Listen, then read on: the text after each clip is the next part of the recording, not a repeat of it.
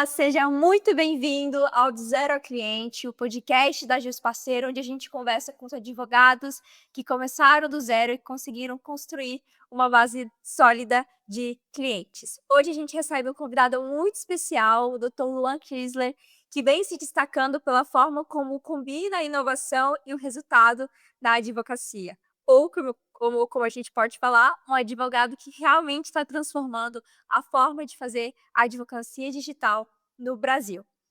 Bom, doutor Luan, muito obrigado por estar com a gente, por topar participar desse bate-papo. Eu tenho certeza que vai agregar muito para quem está nos ouvindo. Boa tarde, Júlia. Boa tarde a todos que nos assistem. Fiquei extremamente feliz com o convite. Para mim é uma honra estar aqui e poder contar um pouco da história, principalmente se tratando de um advogado do interior da Bahia, uma realidade que a gente enfrenta e que muitas vezes acaba frustrando devido de muitos bons advogados que vivem no interior. Então, esse convite hoje, acho que é um convite que eu estendo a honra desse convite a toda a classe, a todos os advogados da cidade, a todos os advogados que nos assistem, porque eu acho que é uma vitória nossa dar espaço a pessoas que não estão nos grandes centros e que de fato conseguem ter resultados e mudar a vida das pessoas. Afinal, os advogados, ninguém contrata a gente porque ganhou na Mega Sena, sim porque tem problemas, e foi dada a oportunidade de resolver esses problemas. Eu sou, hoje atualmente, estou presidindo a Comissão de Direito Digital da nossa subseção, sou advogado há pouco mais de 2 anos, e ao decorrer do nosso bate-papo vai ser uma honra estar compartilhando a trajetória e quem sabe, assim como eu vim inspirar uns anos atrás, eu poder inspirar outras pessoas. Perfeito, doutor Luan. Olha, eu acho que a gente já colocando tudo isso como ponto de partida, para começar, eu acho que é importante ouvir um pouco mais a sua história, para quem está acompanhando entender como foi o início da sua jornada. Então, como foi para você, doutor, o início da sua trajetória no direito e o que te levou a seguir o caminho que você segue hoje? Basicamente, a minha trajetória, eu acho que não foi muito diferente dos advogados que hoje estão tentando, não só tentando, mas até os que conseguem de fato prospectar cases, ter um escritório com alcance nacional através do digital. Eu acho que todo mundo ali teve esse início durante a faculdade, encontrou as suas barreiras, principalmente porque, não sei, todos me assistem, mas eu particularmente, quando eu entrei, eu ficava observando a realidade. E a gente tem uma realidade, principalmente no interior, e funciona da seguinte maneira: honorários iniciais é uma coisa que ainda gera muitas barreiras para poder serem cobradas. Então, basicamente, uma advocacia que sobrevive no interior com honorários contalíticos, aqueles famosos, no final do processo, tira sua porcentagem e paga o advogado. E eu ficava observando isso, eu não conseguia entender como esse ecossistema ele consegue se sustentar com o judiciário, que naturalmente no Brasil a gente sabe o que é lei, a gente sabe que é moroso, então a gente esperar meses, às vezes até anos, para receber quantias que hoje a gente sabe, danos morais não se vê mais como os nossos advogados mais antigos chamam a época de ouro do judiciário, né. Hoje a gente sabe que os danos morais eles são relativamente mais baixos do que do início do juizado especial. Então, esse ecossistema ele me incomodava muito. Então, desde a faculdade eu ficava procurando, eu falava: "Cara, eu nunca me interessei público, eu nunca me interessei pela carreira pública, eu sempre quis advogar". Mas eu pensava: "Eu preciso sobreviver. O que que eu vou fazer?". Porque eu vejo que isso, para quem tem uma estrutura, para quem tem uma família para dar suporte, algo do gênero, beleza, você vai plantar, você vai colher daqui a um tempo. Mas é que, mano, como eu vou sobreviver? Meus pais acabaram de investir 5 anos na minha faculdade, 5 anos na minha graduação. Eu quero conquistar a minha independência, quero conquistar minha liberdade. Então, eu comecei a pensar, ainda na faculdade, alguma estratégia que eu pudesse começar, pelo menos a minha área já prospectando, conseguindo clientes, conseguindo fazer o escritório, que eu sempre advoguei de forma autônoma, pelo menos se manter. E aí que surgiu o direito digital, porque a história, inclusive, ela é um pouco chega a ser um pouco engraçada. Basicamente, eu tive 2 momentos que eu sou extremamente grato, um pela experiência e o outro pela comunidade de networking na minha carreira profissional. Esse primeiro momento, basicamente, eu enquanto adolescente era extremamente viciado em jogos online, perdia no Rio inteiro, não queria saber que colégio, só queria jogar. E obviamente quando você joga online, você conhece novas pessoas. E eu acabei fazendo algumas amizades, dentre elas, uma amiga minha de São Paulo. Ela um período depois, cerca de 5 anos, assim, após, esse período de adolescência, né, se eu não me engano, ela estava com 22 anos, eu ele estava na faculdade. Ela teve um relacionamento muito conturbado e o resultado desse relacionamento foi uma dívida de mais de R$ 8.000 na época, voltado, em questão de consumo do ex-parceiro dela. O ex-namorado dela acabou fazendo essa dívida no cartão dela. Ela começou a ficar desesperada, não sabia como ia pagar essa dívida, e aí foi que ela teve uma brilhante ideia, um passarinho assim falou: "Abre o OnlyFans". E ela literalmente abriu. Só que quando ela abriu, teve aquele boom, fez um sucesso imenso. De fato, conseguiu pagar a dívida, conseguiu muito dinheiro na época, mas o peso isso teve na vida dela foi enorme depois. E foi quando ela me procurou, hein, querendo saber o que ela poderia fazer, primeiro, para combater a pirataria, e segundo, como uma atividade que não fazia mais parte da vida dela, ela queria saber como isso desvincular, como fazer aquele esquecer. E aí que eu falei: "Cara, tem uma solução". E foi quando eu comecei a me debruçar no assunto, comecei a estudar e resolvi o problema dela. Esse mercado de criadores de conteúdo adulto, elas são muito lindas, elas se conhecem, se conectam, conversam, trocam muitas ideias. Então, quando eu resolvi o problema de uma, ela automaticamente me indicou para outras. E esse foi o momento de virada-chave para o meu principal perfil de cliente, que são os criadores de conteúdo adulto. Que uma acabou indicando a outra e hoje a gente consegue ter uma estrutura de assessoria mensal, justamente para poder lidar com essas criadores. E o outro segundo momento foi também voltado para a questão dos jogos, uma outra tribo, digamos assim, que jogava o jogo de interpretação. Hoje ele é bem famoso, conhecido como GTA RP, só que naquela época a gente fazia no GTA San Andreas, que é um jogo de 20 anos atrás. E aí a gente jogava interpretação naquele jogo, um grupo de amigos meus, eles começaram a empreender no mercado digital, voltado para a área do marketing digital. E graças a Deus deu muito certo, os caras conseguiram 20 por 7 dígitos, e com a necessidade de adequar uma empresa com relação a toda a estrutura comercial, contrato com expert, contrato de autorização de direito de imagem, começou a surgir esse ecossistema na empresa deles, e eles falaram: "Cara, tem Luan, e eu vi que o Luan tá mexendo com o direito digital, vamos cortá-lo". Graças a Deus a gente conseguiu fazer uma blindagem excelente na empresa desse amigo, e mais uma vez, ele começou a me indicar para outros players do marketing digital, e eu também acessei esse ecossistema. Então, foi assim o início da minha jornada. Eu até brinco, às vezes eu falo que eu tive também um pouco de sorte nesse sentido, porque hoje a gente tem uma estrutura que graças a Deus a gente entrega um resultado, mas esse início a gente dependeu muito desses 2 fatores, são 2 pessoas que eu sempre vou ser extremamente grato por todo esse suporte profissional. Perfeito, perfeito, doutor. Bom, é algo que realmente muito importante da gente falar sobre como esse contato com as pessoas acabam abrindo muitas portas e foi da mesma forma para você. Então, muito bacana, entender como foi esse início para você na área do direito e também para você começar aí no direito digital.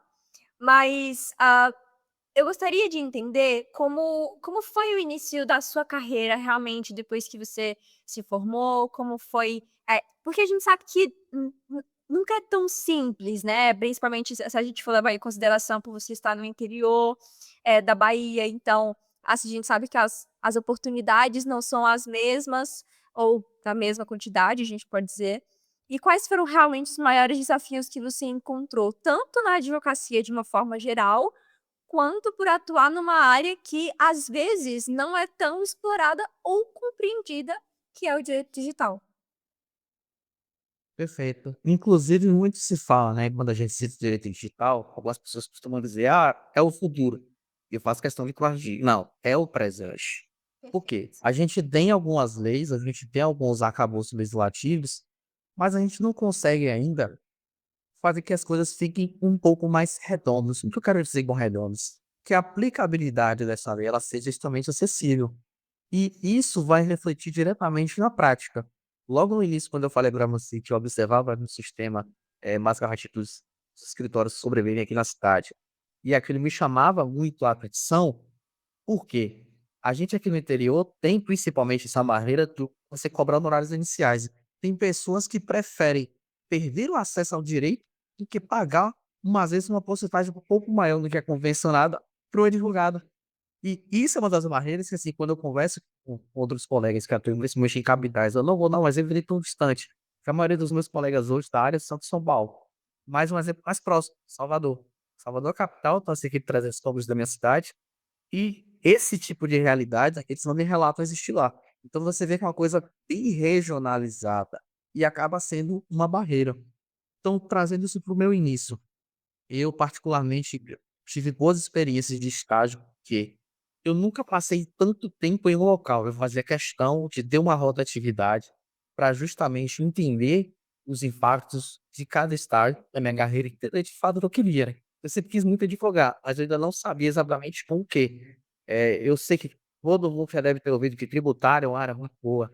E aí, no dia que eu me debrucei em tributário, eu falei: "Cara, eu não tô entendendo nada disso aqui, isso aqui não é pra mim.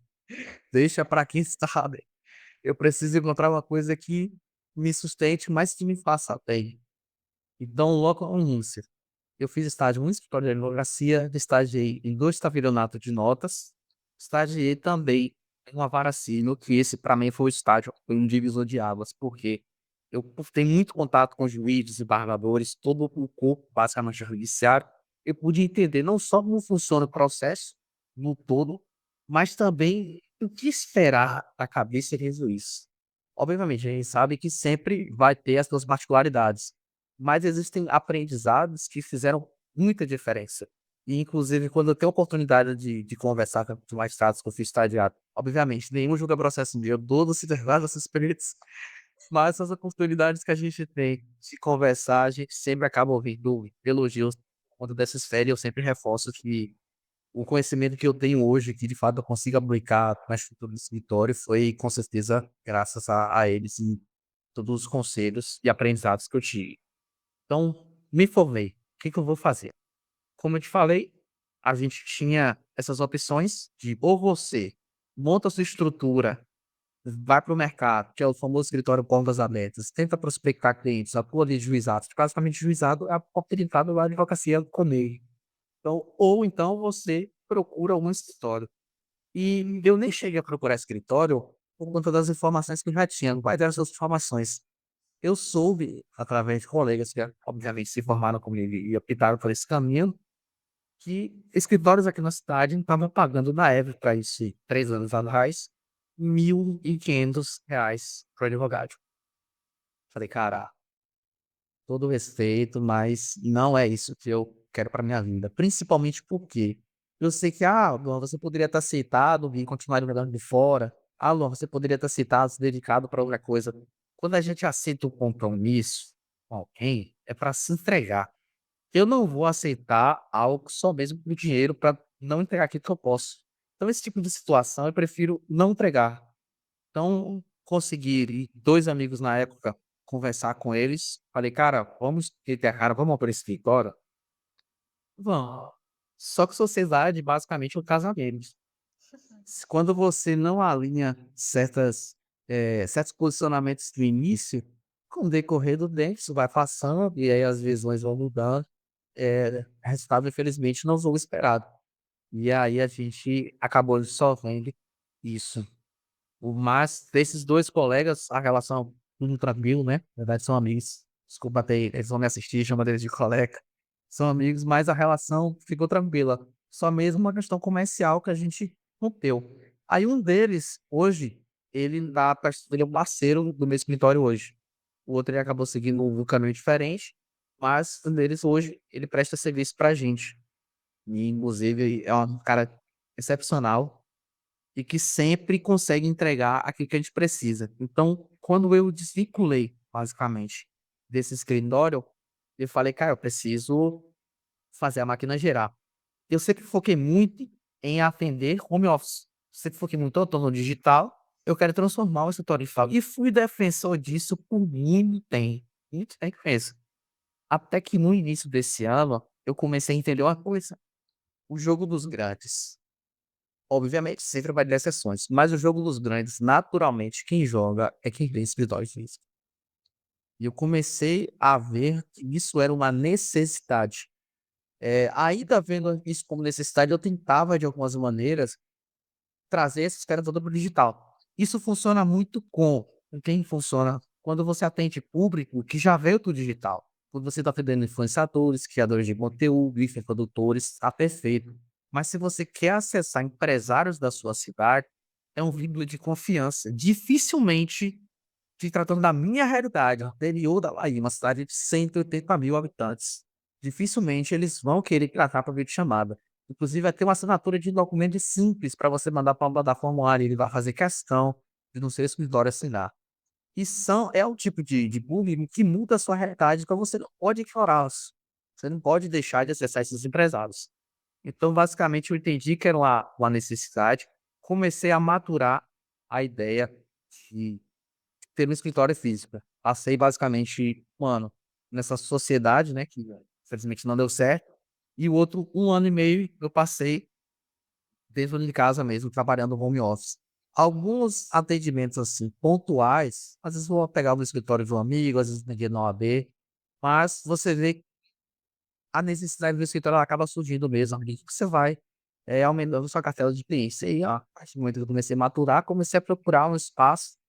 Foi quando, graças a Deus, eu conheci minha sócia, que era a dona Jaqueline hoje, e aí a gente tem uma parceria incrível, um ser humano incrível, e a gente está com nossa sede física hoje, na principal avenida da cidade aqui, bem no coração da cidade. Então, são bastante desafios que a gente acaba enfrentando nesse início. Mas o principal ponto aí que eu penso é você não desistir. Por quê? Porque à medida que você vai lidando com essas situações, você vai aprendendo. Quem nasceu? Ninguém. E ninguém nunca vai saber tudo. Nunca vai saber tudo. Eu sei que eu percebi isso. Antes eu tinha um pouco dessa visão. De que, o cara é especialista em tal área, ele sabe tudo. Não, mas quando eu comecei a ver que professores, eu acho que todo mundo já deve ter visto isso, seja em graduação, seja na escola, você questionar o seu professor e ele falar que não sabe o que vai precisar para ele falar. Então, por que você tem que ter a prepotência de achar que você sabe tudo? Sabe, o oceano é imenso e eu acho que a gente sabe são lutas dentro dele.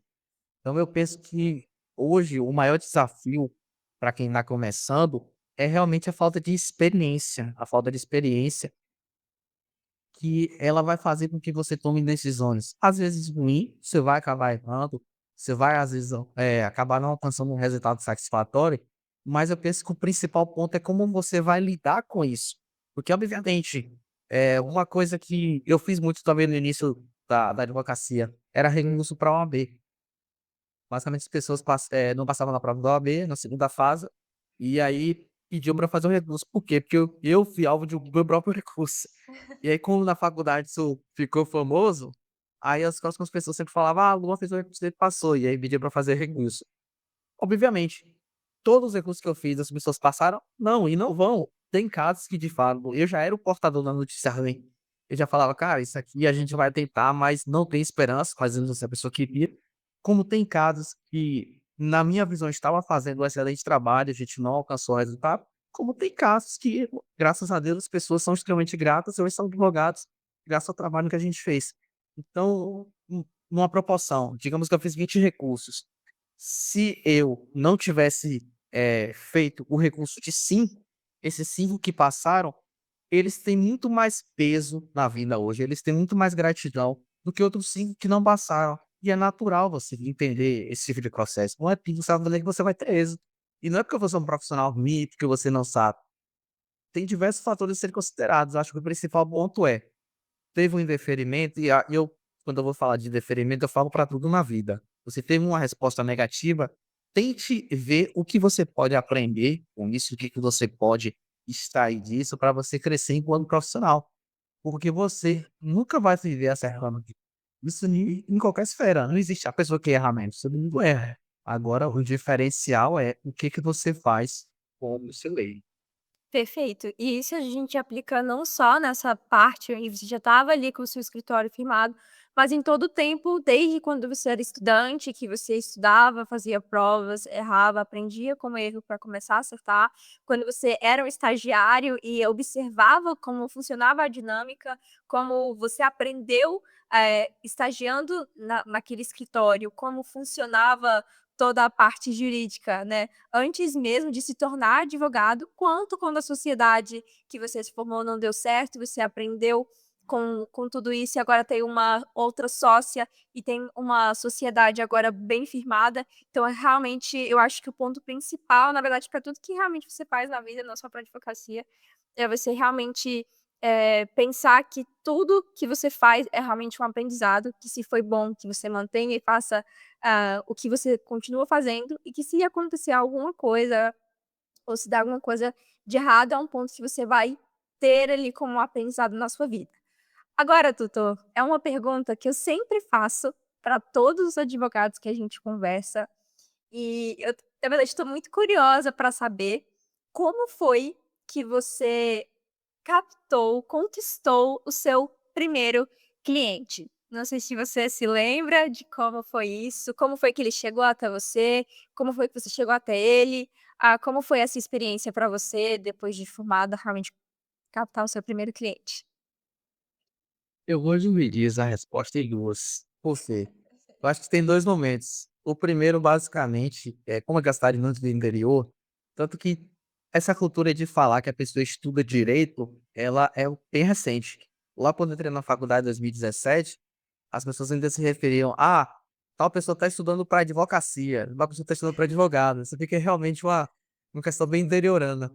Então, quando eu estava fazendo faculdade, meu pai, ele é bem conhecido aqui na cidade, principalmente porque já se envolveu em questões políticas, e aí você falava: "Ah, o filho de Luciano está estudando para advocacia". Então quando tinha um eventual problema, eventual dúvida, já tinha virado advogado da família no terceiro semestre, né. Eu já vinha, já pedia meu número para tirar dúvida.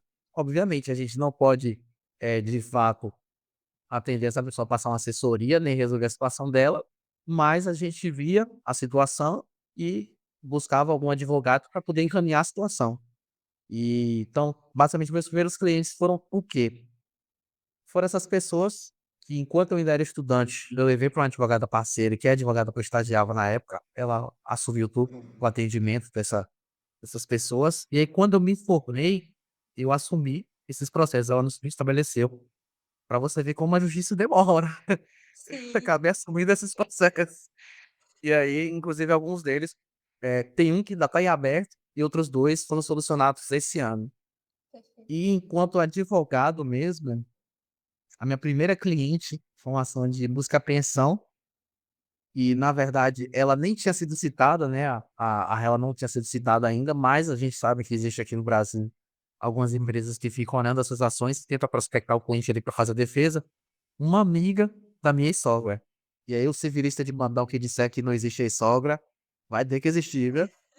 Uma amiga da minha sogra, ela recebeu essa mensagem no WhatsApp, ela assustada foi falar com a minha sogra. Aí aquele homem já tinha sido advogado da família, aí ela veio falar comigo, acabei fechando o contrato com ela, a gente fez a defesa e graças a Deus aí fui julgado improcedente a busca e apreensão. Então essa foi a minha primeira cliente, que inclusive me rendeu diversas indicações de novo e trouxe mais 2 casos ainda esse ano. A gente conseguiu fidelizar bastante aí. Perfeito. Então, todo esse processo como advogado, na verdade, começou antes mesmo de você se formar, e muito bacana entender que desde todo o seu trajeto, né, como estudante acadêmico de direito, você já estava ali presente, nesse universo da advocacia, e enfim, muito legal, muito bacana tudo isso. E a gente consegue perceber que todo esse processo, cada passo foi realmente construído com muito esforço, com o aproveitamento das oportunidades que foram surgindo e que, claro, todos os clientes que acabaram chegando para você, se tornaram seus clientes fiéis e também te trouxeram outras indicações, e realmente foi um aproveitamento de cada oportunidade que surgiu para você. E falando exatamente sobre oportunidade, a gente sabe que a advocacia hoje exige cada vez mais um olhar estratégico, e não só de técnica, e não só do saber jurídico, mas sobre também se posicionar no digital e gerar autoridade. E o senhor sabe mais disso do que ninguém, né, doutor Luan? Para quem não sabe, o doutor Luan é um dos nossos parceiros aqui na Jusparceiro e vem fazendo um trabalho incrível com uma prospecção estruturada, tráfego pago e também um posicionamento nas redes sociais. Como foi para você, doutor Luan, chegar nesse ponto de entender que agora você estava formado, que agora você precisava investir mais nisso, em buscar uma estrutura, se posicionar de forma mais estratégica no digital? Perfeito. Eu estava voltando recentemente de um evento, eu fiz uma palestra com o Mato Grosso do Sul e eu estava no avião. E aí a moça que estava sentada do meu lado, tinha um casal, na verdade, eles estavam conversando e eu vi eles falando do termo jurídico, ela mandando áudio. E aí eu brinquei, falei: "Tô nesse banco só tem advogado, né?" Aí eu acabei descobrindo, brincando com ela, que ela era promotora do Ministério Público, né, esqueci do estado, mas acho que era do estado do Nordeste, só não recordo qual. E ela era promotora, o marido dela era advogado e estava estudando para o concurso da magistratura, inclusive tinha acabado de uma perícia, se não me engano, na fase oral. Casal que estava realmente focada, né. E a gente foi conversando, né, trazendo as experiências de cada um, e ela brincando, ela falou que se dá um tiro pra cima, cai pássaro e 2 advogados. Então, o número hoje de advogados é enorme, só que isso não me assusta, por 2 pontos. Primeiro, o mercado ele se autorregula, é muito natural. E eu digo isso porque eu penso que eu sou prova viva da minha própria afirmação. Eu não tô no grande centro, eu não tô em São Paulo, tô na Faria Lima, eu não tô nos olhos, basicamente, dos grandes centros, das grandes big techs. E hoje a gente consegue atender clientes, principalmente influenciadores digitais com milhões de seguidores. A gente atende empresas que faturam múltiplos 7 dígitos ao mês, mesmo estando aqui no interior da Bahia, numa cidadezinha tranquila, uma cidadezinha que eu saio pra comprar meu pão, volto pra casa 5 minutos, tudo muito tranquilo, justamente se posicionar no digital. Então, desde o início, eu entendia, né, e a gente volta sempre para aquela questão do ecossistema, e eu sempre quis brigar com esse sistema, porque eu entendia que ele não era para e perceber, que eu precisava, de fato, fazer alguma coisa diferente. Eu sempre fui fascinado pela questão da advocacia, pela questão dos produtos jurídicos. Eu penso que a gente precisa enxergar, a gente enquanto advogado, a gente é empreendedor, somos empresários, sabe? Certeza. A gente se forma na faculdade para abrir negócio. Se você quer advogar, você está abrindo um negócio. E se você está abrindo um negócio, você tem que entender que você tem um produto. Você tem o seu serviço, você precisa vender o seu serviço.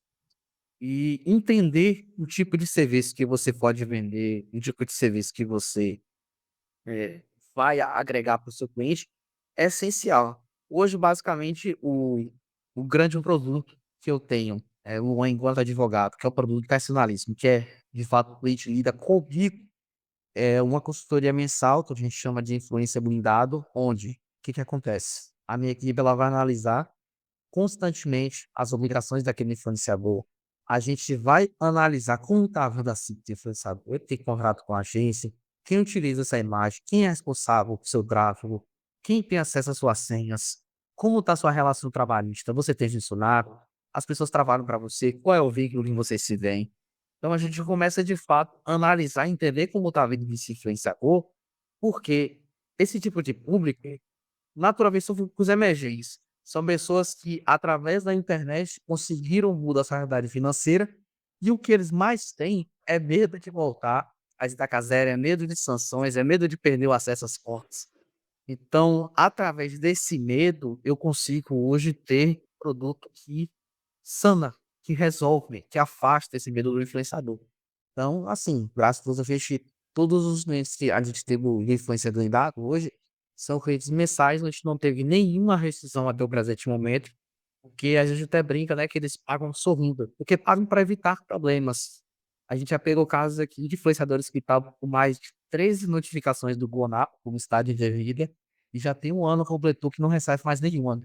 Dificilmente respondem ações judiciais para possíveis pontos criminais, justamente porque a gente faz esse trabalho, basicamente ser uma babá de influenciador ali, e tá mostrando para ele o caminho que ele tem que seguir.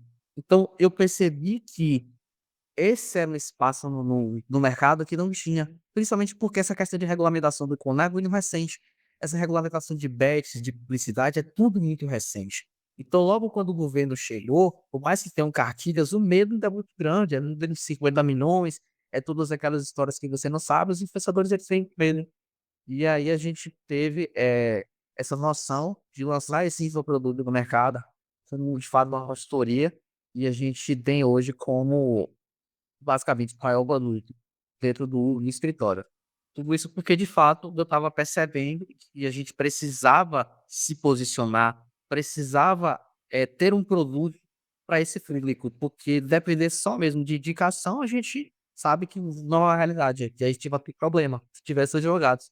E se, por exemplo, você, Júlia, você tem um advogado na sua família e você tem um advogado que você conhece ou então tem uma boa relação, obviamente você vai indicar para o da sua família. Sempre. Você vai querer fortalecer ele, ali a sua família. Então a gente sabe que se você não se posiciona, esses conhecidos eles acabam pegando clientes que poderiam ser seus. Então, se posicionar é muito interessante e necessário nesse quesito. Então, eu entendi que eu precisava fazer isso desde o início. Confesso que ainda sou um pouco tímido nas redes, não sou tão presente como eu gostaria. Às vezes eu penso ali em postar um conteúdo, mas a timidez às vezes fala um pouco mais alto. Mas eu penso que se eu não estou alimentando a minha fonte de tráfego, eu estou alimentando outra coisa que funciona muito para mim. E que às vezes eu acho que é um pouco deixado de lado, que é a questão do network, se conectar com pessoas, ir nos eventos, sabe, conhecer outros players. Então eu acho que se você por exemplo, é tímido assim como eu, você tem que dar seus pulos, você não pode ficar esperando a vida sorrir pra você e resolver seus problemas. Então, esse é o ponto. Não é porque eu não me posiciono postando conteúdo toda semana, que eu não me posiciono enquanto estrategista, enquanto expert em direito digital, com membros da comunidade, grupos de network, até mesmo do WhatsApp. Entende? Então, às vezes a gente fala até a respeito de posicionamento, as pessoas pensam muito que posicionamento é Instagram, e não é. Posicionamento quando você se posiciona na sociedade.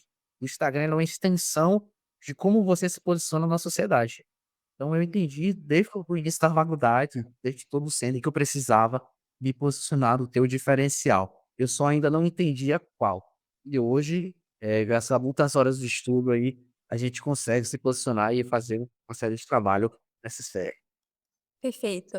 E realmente a gente sabe como esse posicionamento, tanto ali no presencial quanto no digital, que o senhor mesmo disse que é uma extensão, ele influencia diretamente na autoridade que você constrói do seu escritório e na prospecção, né? A forma como o advogado se apresenta nas redes, no dia a dia, é o que também faz com que novos clientes enxerguem valor e confiança no trabalho.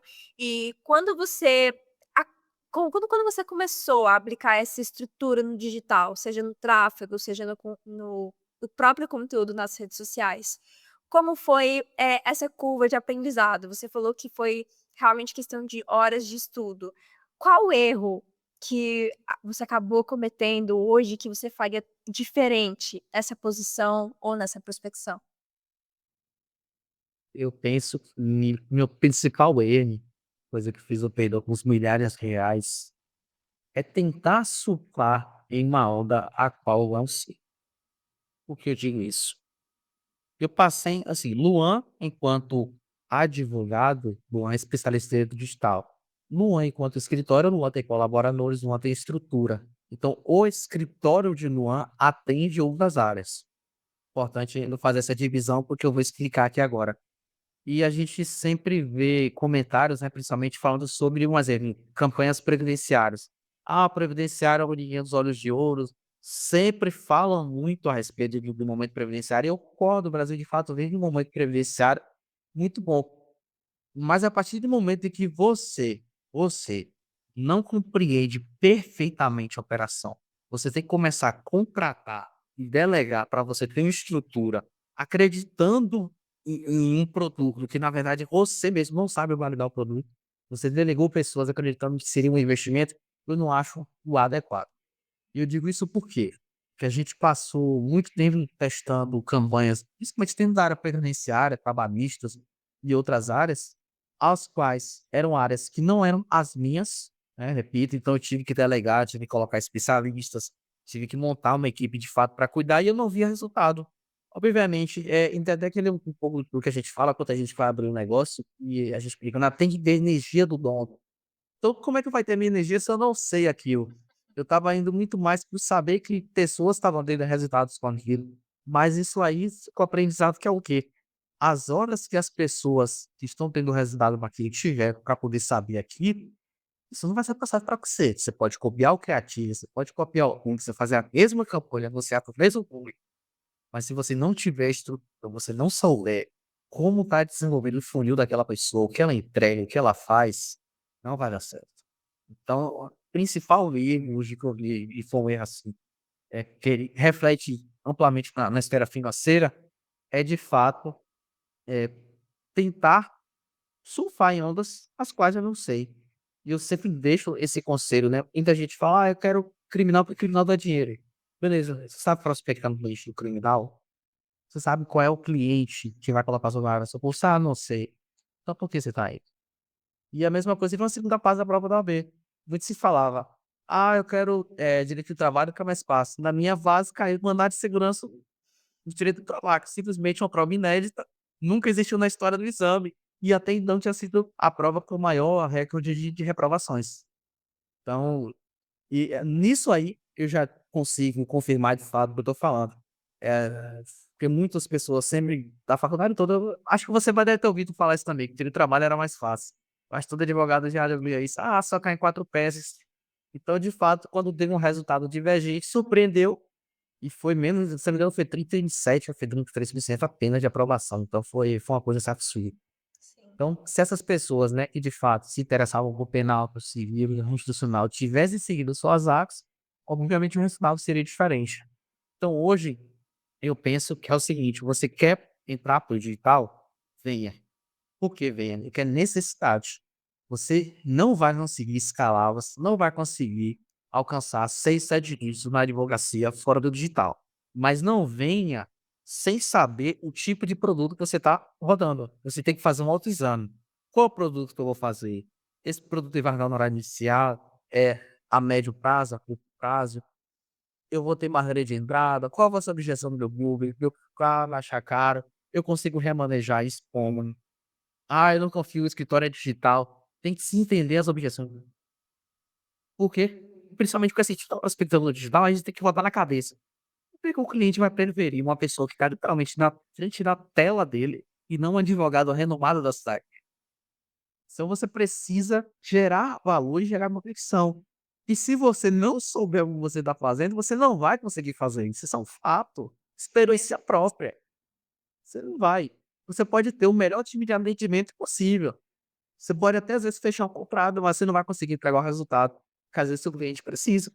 Então, não tentem, o maior conselho sempre vai ser esse: não tentem surfar em ondas que vocês não sabem. Se posicionem sim no digital, mas se posicionem. Ah, eu não sei. Se posicione tanto que você está estudando para tal. Você vai gerar conteúdo, você vai gerar engajamento. Não tem problema. Eu faço especialização. Ali na minha especialização, inclusive, você vê quando termina a aula, membros da comunidade estão sempre postando sobre a aula, conteúdo da aula, isso é natural, gera engajamento, mostra para as pessoas que você está se profissionalizando. Agora não tem quanto eu, advogado do direito digital, Luan, abrir uma live e eu vou postar um conteúdo para estar falando de banco de horas. Sim. Eu tenho alguém na minha equipe designado para cuidar de contratos ou bem no banco de hora, mas eu não sou a pessoa que vai para ali falando sobre banco de horas, porque não é minha área. E tudo isso vai impactar o quê? Não sejam generalistas. Generalistas, o mercado tá cheio. E generalistas, vocês vão estar sempre perdendo. E para quem é especialista, é fato. Se você é especialista, a pessoa vai tirar de um generalista para levar para você. Agora, se você é mais um generalista, conhece um diferencial para outros cantos que temos aí. Então, se posicionem sempre, mas se posicionem entendendo o que vocês querem fazer, sabe? Ah, mas eu não sei onde estudar. Chega no YouTube. Como criar um produto jurídico. Você vai ter diversos vídeos. A não ser o que é produto jurídico. Mais um motivo para você colocar o que eu falei agora que eu YouTube. Tá? Perfeito, perfeito. Exato. Tem formas, sabe, de se aprender. Tem forma de se conseguir fazer tudo hoje. Só não façam aquilo que vocês não sabem. Ou então, por exemplo, Ah, não sei tal área, mas apareceu um cliente para tal área. Procure um amigo que sabe, mas não tente ferrar aquele cliente sozinho se você não sabe, porque ele é uma vida, ele tá ali confiando em você um problema. E talvez, por você não saber, você apenas não resolva, mas você também prejudique seu cliente. E quando um advogado prejudica o cliente, o prejuízo não é só para aquele advogado, não. É para toda a classe. Porque toda a classe vai sofrer o resultado ruim que você entregar. Verdade, doutor. E é interessante a gente ver como cada detalhe faz diferença, né. As pessoas às vezes acham que basta você impulsionar, você aparecer nas redes, você fazer tráfego, e não entendem que há por trás de cada ação uma estratégia, um funil, uma relação de relacionamento com o cliente, um saber jurídico realmente por trás de tudo aquilo.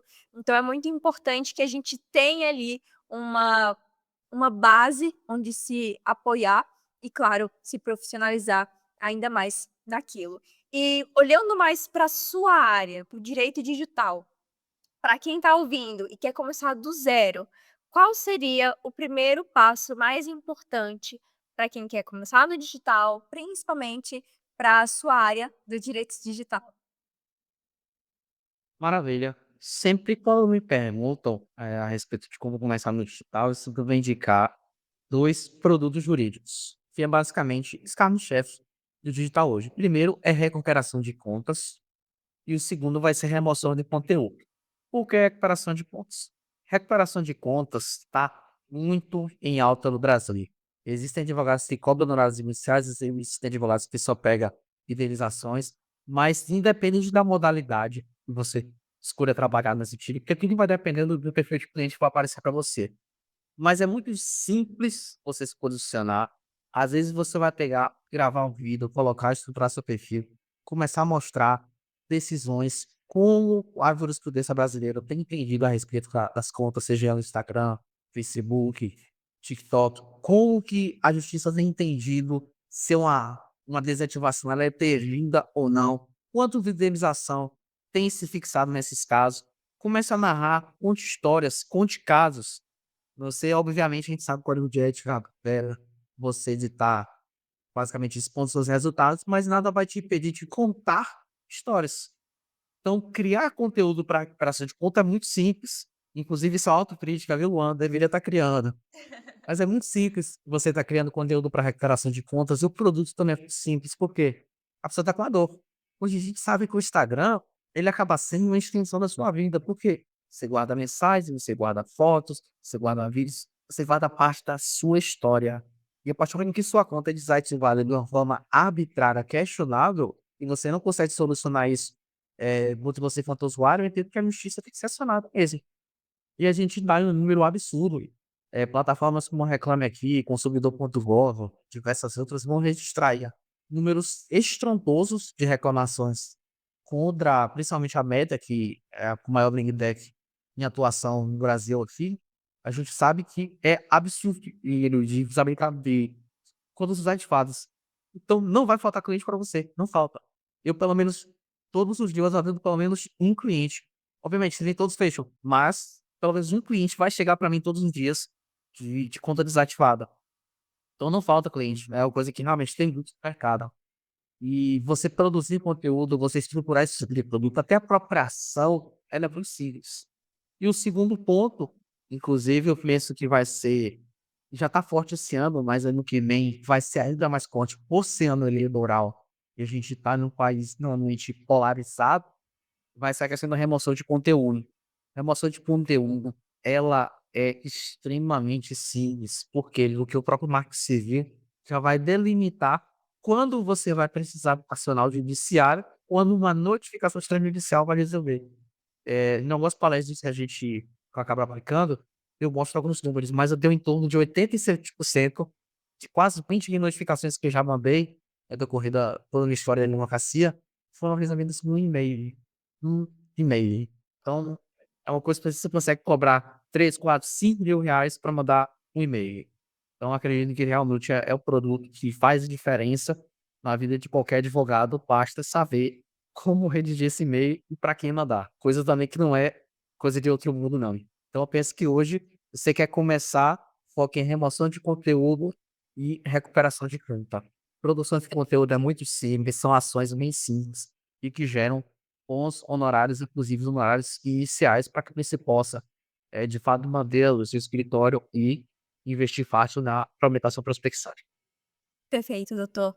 E a gente pensando em tudo isso, sobre como posicionar no digital, a gente falou sobre isso também, sobre vendas, né, durante toda essa conversa, e eu queria chegar nesse próximo ponto, que seria a próxima etapa depois que você prospectasse, captasse esses clientes, que é onde muita gente ainda trava bastante, que é a negociação.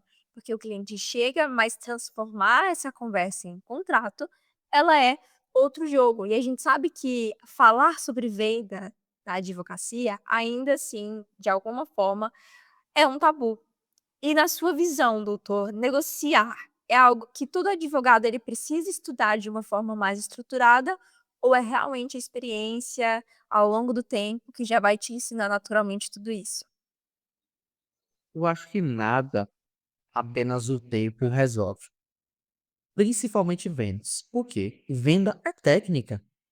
Ah, mas eu tenho uma série de vendedor na empresa, o cara nunca estudou, ele nunca estudou você parar para absorver um conteúdo, mas ele teve experiências empíricas com o dia a dia e que ele absorveu. Ele entendeu técnicas. E vendas é uma coisa que você nunca vai ser o melhor. Você sempre vai estar podendo aprender, você sempre vai estar podendo evoluir. Então, estudar vendas é essencial, e você bem falou, é um grande tabu que a gente tem na advocacia, mas é extremamente essencial. Você precisa aprender eh, o que falar para o seu cliente. E acho que o principal ponto, principalmente quando você está cobrando honorários iniciais, é você fazer uma percepção de valor. Por quê? Aí eu repito aquela frase: ninguém vai te contratar porque ganhou na Mega Sena, sabe? Se está te contratando é porque ela está de fato com um problema e ela quer uma solução. Então, eu acho que o advogado, basicamente, ele ou ele vai vender quando ele vai vender um produto, ou pelo medo ou pela urgência. Eu não vejo por que uma pessoa quer um advogado, senão por medo ou pela urgência. Então, você precisa entender qual desses polos o seu cliente está sempre, sempre. Entender qual desses polos e adequar uma solução para isso. E um exemplo muito simples. Você hoje, você compraria, você tendo R$ 100.000, você compraria um Fusquinha Júnior, R$ 100.000? Provavelmente não. Pronto. Mas se você com esses mesmos R$ 100.000, você já aparecer te vendendo uma lá Ferrari, agora, vendendo R$ 100.000, o argumento tudo certinho, toma aqui, você compraria? Certeza.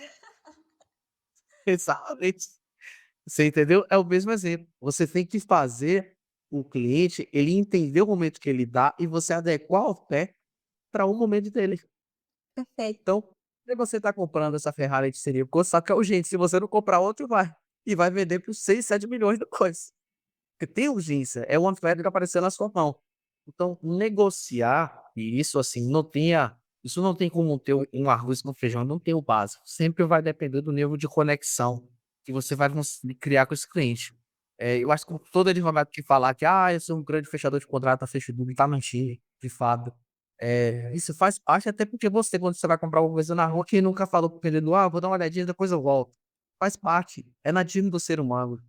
E isso não é culpa que o advogado é ruim, porque o cliente é pouco. Não, é conexão, é natural. A vida, ela é conexa. Nem sempre a gente vai se conectar com a pessoa que está bem. O importante é você tentar funilar ao máximo para manter padrão, para que você gere cada vez mais conexão e você consiga aumentar sempre o número de conversão.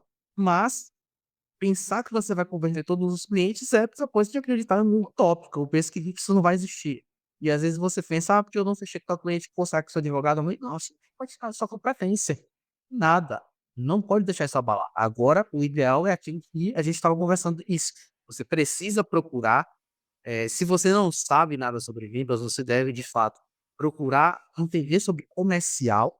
Se você tiver condição de contratar um contrato, se aí, começar você está subindo, estude, entenda a técnica de venda, entenda etapas de um funil de venda, monte o seu funil. Mas é um cara que chegou, um cliente que chegou agora para fazer um assunto de consumo que eu trago. Não tem problema. Você vai pegar esse mesmo cliente que você precisa patronizar, você precisa utilizar cada experiência para poder somar mais e aprender mais as etapas para o seu funil ficar cada vez melhor.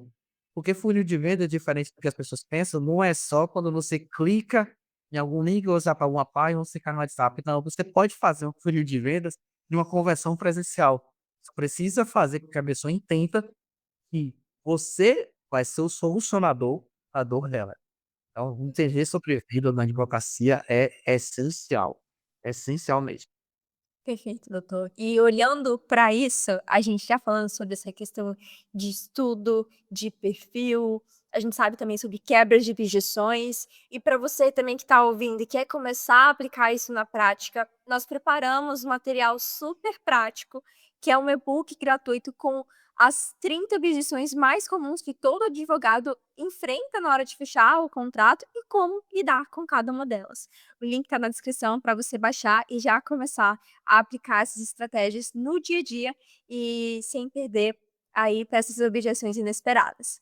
E doutor, falando sobre essa questão de atendimento, de funil de vendas, voltando para a sua área novamente, para do direito digital.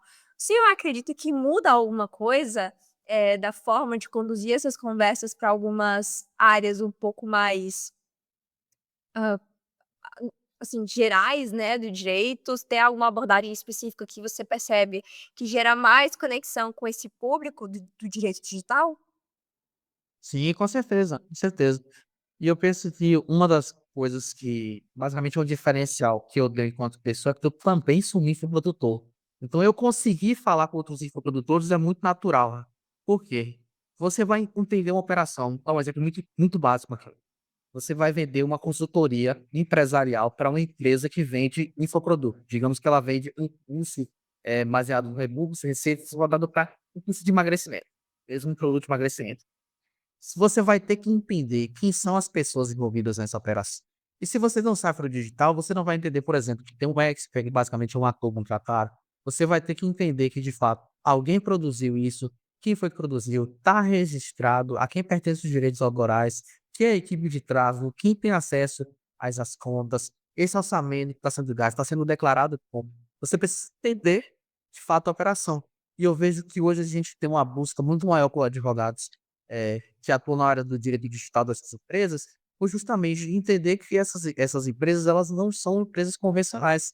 Então, até contabilidades que hoje estão se destacando são contabilidades que têm voltado a sua atenção, a sua prospecção para players do direito, porque é um relacionamento totalmente diferente, é um mundo totalmente diferente. Embora algumas coisas ainda permaneçam, mas às vezes até o regime de contratação acaba sendo diferente. Se você não souber de fato, o que fazer com esse cliente, ele vai perceber, isso é notório, muito notório. Porque eles utilizam muitos termos técnicos, como pixels, página, BM, e coisas que você, se você não entender, vai ficar distante. E naturalmente, com o cliente, ele percebe, né, que são pessoas que, inclusive, muitos deles são muito jovens, é aquilo que eu te falei, público basicamente do digital hoje.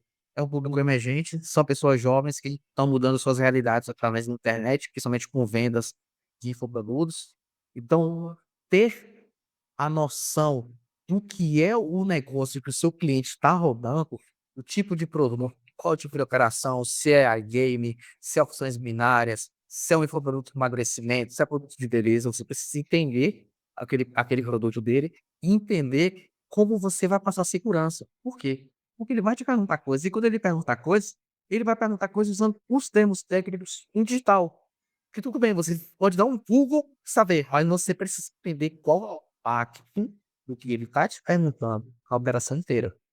E essa é uma diferença imensa que a advocacia em direito digital para infoprodutor, para criadores de conteúdo ali, tem da advocacia tradicional, que é justamente entender o que faz parte desse universo deles, quais são os termos, o impacto que cada ação, que cada domada tem e solucionar esses problemas.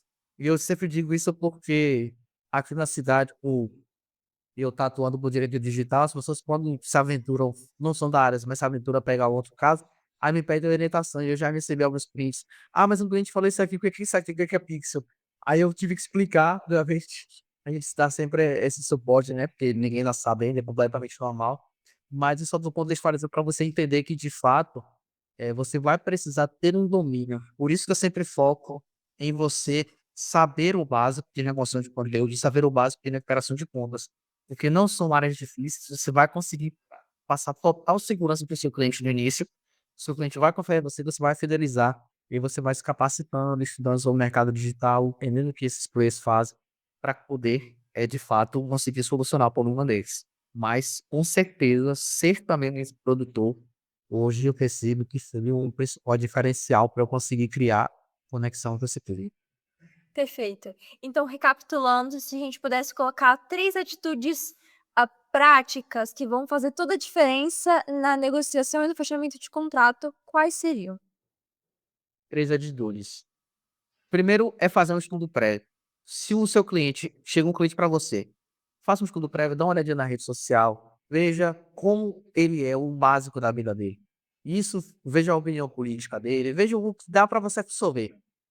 Básico, básico, básico, básico. Tem que ser fazer basicamente uma metamorfose. Veja como é o cliente. Se posicione de uma maneira que você vai gerar conexão com o cliente. Por que é até importante você ver posicionamento? Porque eu já vi casos de clientes deixando de fechar com o advogado parceiro, porque ele foi fazer um comentário a respeito do ex-presidente e o advogado acabou contestando. E nisso ele perdeu o cliente. Literalmente, o cliente mandou um áudio para ele falando que não ia fechar com ele e que ele ia apoiar um ex-presidente. Então, são coisas que você não precisa. Então veja, analise como o cliente se comporta, como o cliente se posiciona para você não é que você vai fingir ser alguém que você não é, mas você apenas vai se comportar de uma maneira que esse cliente se sinta à vontade com você. Primeiro para criar conexão. O segundo ponto é você analisar a questão financeira do seu cliente. Não adianta você querer cobrar 20.000 de honorários e o cliente recebe um salário mínimo. Mesmo parcelando, esse cliente não vai ter condições de pagar. E aí vai de você fazer uma autoanálise quando advogado, se vai compensar para você pegar essa ação por um valor menor do que você desejava. Mas se sim, analisa sempre o perfil do seu cliente.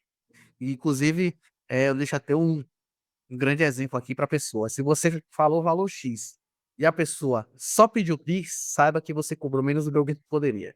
Já fica de aprendizado isso aí. Falou é 5.000, o cliente manda o Pix, já sabe que você cobrou menos. Já fica de aprendizado. Então, isso é para você observar que você não fez uma análise financeira tão boa do seu cliente. Esse seria o segundo ponto. E o terceiro ponto é fazer um alinhamento de expectativas. Simples, entenda o que seu cliente quer, deixe ele ciente quanto a prazos, possíveis resultados, possíveis custos, sejam transparentes com o cliente, porque isso vai ser a chave da fidelização. E inclusive, eu falo isso para vocês porque assim, um cliente que me trouxe mais honorários no processo, ele veio através de um cliente que foi o Procon. Foi uma questão que eu fiz para ajudar, porque era um conhecido da família, não cobrei nada, e essa pessoa me trouxe um cliente que eu ganhei a maior civilizatória da minha vida. Então, Nossa. basicamente, em conexão. E isso aconteceu principalmente porque eu entendi o que que esse cliente queria e eu consegui alinhar com ele as expectativas, os passos. Então, a gente, né, recapitulando o que você pediu, fazer uma análise no cliente, criar conexão, depois analise o perfil financeiro, faça a oferta e terceiro, fechou o contrato, alinhe as expectativas, alinhe a entrega e seja transparente com o seu cliente. Perfeito, doutor, incrível. Isso realmente mostra que negociar na advocacia vai muito além de técnica, realmente vai com a técnica, com certeza, mas envolve estratégia, envolve a conexão com esse cliente, sua postura, e é exatamente isso que faz diferença no dia a dia. Mas a gente já levando para o encerramento, antes eu queria fazer uma dinâmica com você. Vamos trazer uma parte um pouco mais leve, que é algo que eu faço com todos aqui, que é um bate-bola rápido. Eu falo, algumas perguntas, 2 opções, e você responde a primeira coisa que vir na sua cabeça sem pensar muito, combinado? Tranquilo. Perfeito. Olha, vou começar então com a primeira pergunta. Cliente, melhor por indicação ou melhor por tráfego? O cliente por cápula, eu acho que você comemora um pouco mais. Mas pelo menos eu entendo que o cliente por indicação, ele é um sinal de vitória. O cliente por tráfego, você pagou. por ele. E o cliente por indicação, ele vê que alguém confiou do seu trabalho, então fica o cliente por indicação. Perfeito. Erro que ensina ou acerto que surpreende? Eu penso, né, eu acho que foi oferecido a gente evita de cometer outros. Perfeito. Fechar contratos é mais por uma boa argumentação ou mais pelo relacionamento? Boa argumentação. Que é Perfeito. venda, literalmente. Isso aí vai um pouco. Contrato fechado online ou contrato fechado presencialmente? Contrato fechado online. Perfeito. E isso entra um pouco no que a gente falou. Aprendizado é experiência ou estudo? Boa, doutor. Olha, agora sim, para a gente fechar, doutor Luan, para quem acompanhou essa conversa e quer continuar aprendendo com você, continuar visualizando todo o conteúdo, onde que eles podem te encontrar? Qual é a melhor rede para acompanhar o seu trabalho e os seus conteúdos? Vocês podem me seguir no Instagram, é @luancris, literalmente meu nome, com o Z bem fácil. Graças a Deus minha mãe me deu bem tranquilo, não tem concorrência, muito tranquilo de achar. E eu sempre posto um pouco da minha experiência, posto um pouco da rotina de ser um advogado digital no interior da Bahia, posto relatos, posto situações, dou dicas e sempre busco ajudar aqueles que nos procuram, seja como clientes ou outros advogados, estudantes, enfim. Perfeito, doutor. Olha, muito obrigada por esse nosso papo, realmente de aprendizados práticos. Foi realmente uma conversa que mostra o quanto a advocacia, o direito digital, ele pode ser estratégico e, ao mesmo tempo, sustentável, feito quando se há um propósito, quando se há um objetivo, uma clareza do que você realmente quer. E eu tenho certeza de que quem ouviu até aqui vai sair com uma nova visão sobre como construir essa carreira sólida e de credibilidade na advocacia. Pessoal, esse foi mais um episódio de Do Zero ao Cliente, um projeto da Jus Parceiro que traz histórias reais de advogados que estão transformando a forma como atuar nesse mercado jurídico. A gente se vê no próximo episódio.